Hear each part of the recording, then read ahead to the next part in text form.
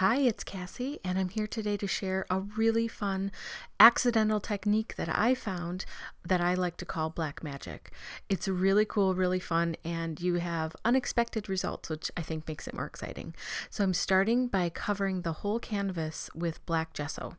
It's really important to start with black gesso on whatever surface you're going to do this on. Then I'm using, in this case, I'm using Color Burst by Ken Oliver in turquoise and chartreuse, and you really can't see it that well, but I watered it down, moved the pigment all around, kind of got it the way I want it. You can kind of see it in person, but not really well.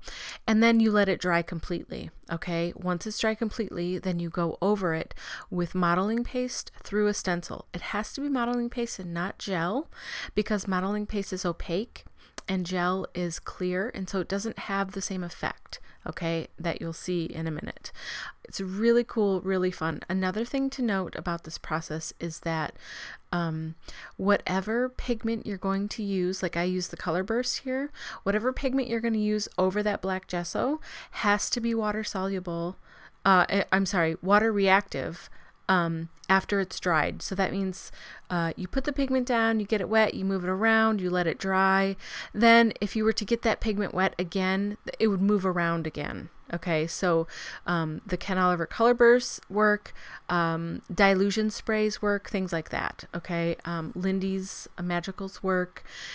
Okay, so here, look at this background. This background is amazing. So what happened was all that pigment was sitting on top of the gesso.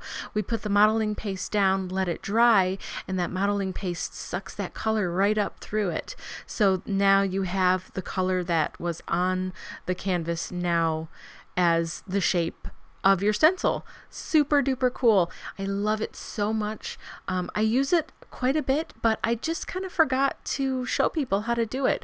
But I think it's really fun and playful, and you get unexpected results sometimes, kind of, you know. And so I really think you should give it a try and show me what you make too. I would love on social media, if you follow me on Facebook or Instagram or anything, I would really love to see what kind of backgrounds you make and what you think of this technique. It's so much fun, and I'm just super excited to share it with you. So really the rest of this, I'm just putting my layout together. So I've used gold gesso to color some of those pieces, that crown and that background piece I'm laying down now. I use gold gesso for that. Works great from the Crafter's Workshop. And all of the pastes and gels and everything I'm using here is definitely from the Crafter's Workshop, as well as that awesome stencil from Julie Faye Van Balzer. So then I have just a white souffle gel pen that I'm putting some marks on that black. Just adds a little extra design and interest.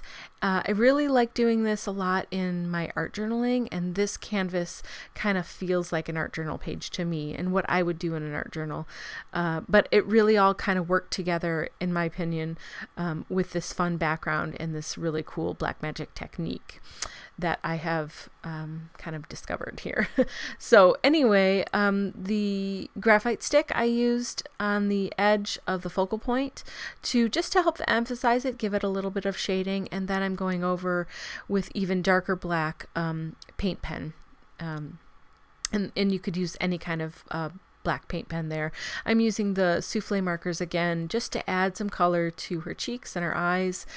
Really just like to play with it, you know, and have that just sort of random sketchy look. Okay, and then I've got gold gesso here mixed with water to create some splatter. I like the gold to tie back to those other two elements I painted gold, the crown and the other circle piece, just to bring it all together. So there's my final piece. Super fun. I hope you try this. I would love to see your results.